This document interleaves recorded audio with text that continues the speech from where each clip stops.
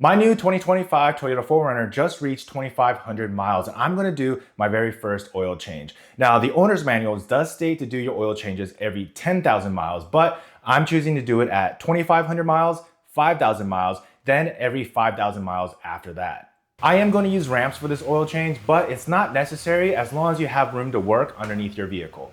The process for this oil change is pretty straightforward and you just need a few basic tools. Of course, I will leave links to everything that I used in this video in the description down below. You will need 6 quarts of 0W20 oil. I'm using the one from Toyota, but you could use any high quality oil. You will need a new Toyota oil filter. You definitely will need an oil filter wrench if this is the first time you're changing your oil. And you will need new crush washers for the oil drain bolt, a funnel to help you fill the engine oil. You will need a 12mm socket, a 14mm socket, and some ramps if you'd like. Now that we have everything that we need, let's get started. All right, so we can get started by popping open the hood.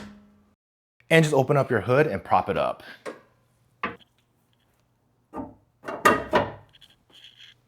And from the front of your engine, this is your oil cap. You always want to make sure that you can remove this before you start draining the oil from your engine.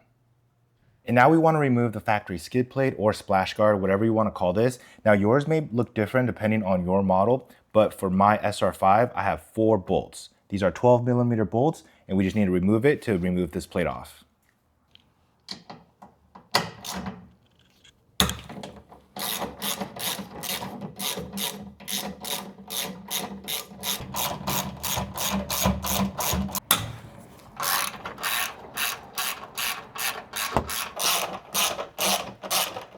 And the plate should come right off once you remove the bolts.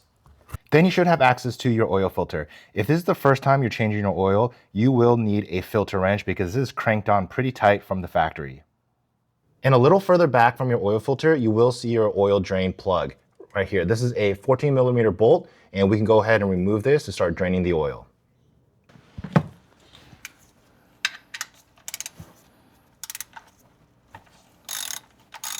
All right, so that was not very tight and I can already see the oil starting to drip. Hopefully we don't make a mess here.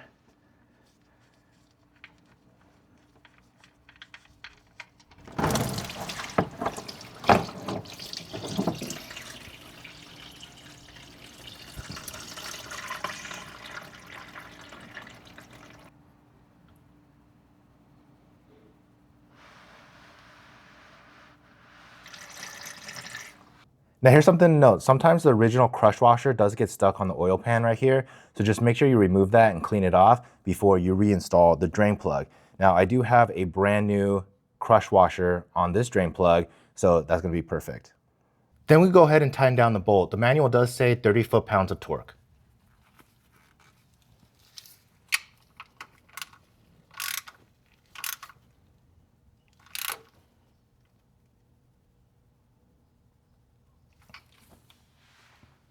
And there you go. And now we can move on to the oil filter. Like I mentioned, you will need a wrench for this.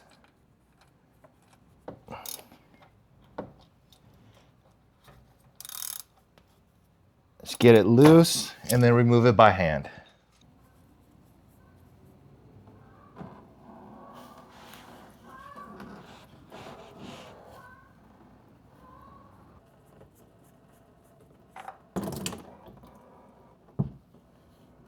There you go, just go ahead and let that drain.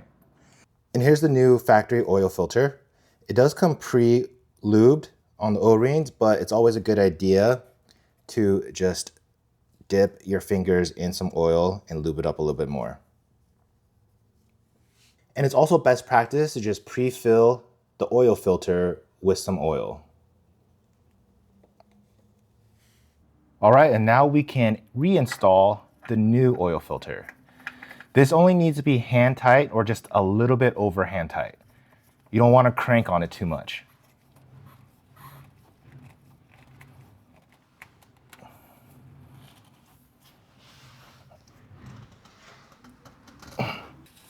And there you go. Just wipe everything down, keep everything nice and clean.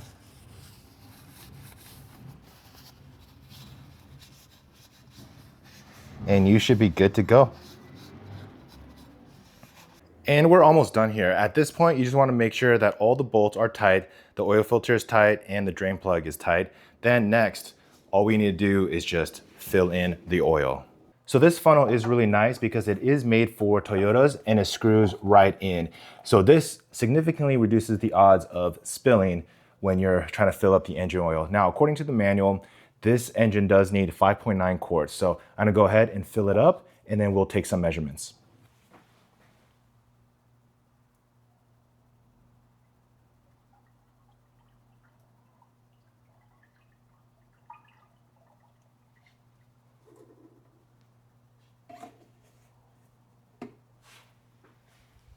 And once you have all the oil filled, just make sure you put the fill cap back on. Just like that. You're now basically done with your oil change, but there are a few things that you should double check and update before you call it good. Firstly, double check that your oil filter and drain plug are tight and not leaking oil.